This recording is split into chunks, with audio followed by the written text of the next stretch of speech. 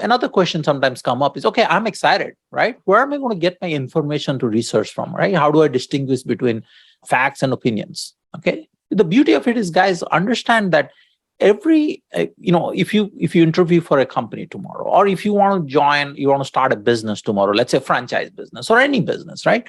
You got to do due diligence of that information of material, right? What do I mean by that, right? If I want to do a white level selling on Amazon's platform, right? There is a whole bunch of companies who are doing it. There are companies who have millions or 40, 50, $60 million turnover on Amway's platform that they're built it. This is what they call is, building professional network on a platform, right? See, you can take just one junk from your garage and put it on sale on eBay or Amazon, right? A used product on sale, okay? But there are companies who have used this as a platform and built massive fortunes, and they build professional network on it, right? You can have one room from your house not used, put it on Airbnb, right? But there are businesses who have 300, 400 homes on Airbnb. They build professional network on it. So if I want to build a business, right, I can open a store, or I can open 300 McDonald's franchises, right? Any business, or I can be a IT consultant, or I can run an IT consulting company with 300, 400 consultants, right? All of that, if I want to understand a business model, I got to do what they call in professional world due diligence of the information. Means I need to study the information. Am I making sense? Where does the study come from? Number one, hopefully you have access to people who have built successful business of that particular platform. Okay. And number two, hopefully they're willing to share that information with you. If not, there's a lot of people willing to share information. Doesn't necessarily mean they have created success in that platform, right? If I want to build an IT professional services company, I'm not taking input from somebody who's built franchises.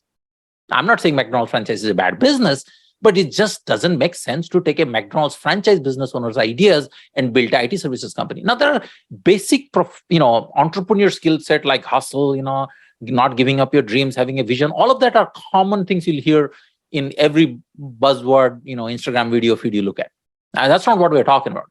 We're talking about relevance information based on the vertical that you're looking into exposing yourself in building a company. Right? So that requires vertical-based information. Now, the beauty of the team that we are working here is you'll have access to the gentleman or lady who invited you. Not only you have access to them, they are in turn connected to the massive group of entrepreneurs who have built businesses from $1,000, $2,000 businesses to $250,000, $500,000. There, some of them have millions of dollars turnover on Amway's platform. Right? So having that relevance of information and studying that, and they'll give you that access to that information. There is nothing hidden here. Everything is open.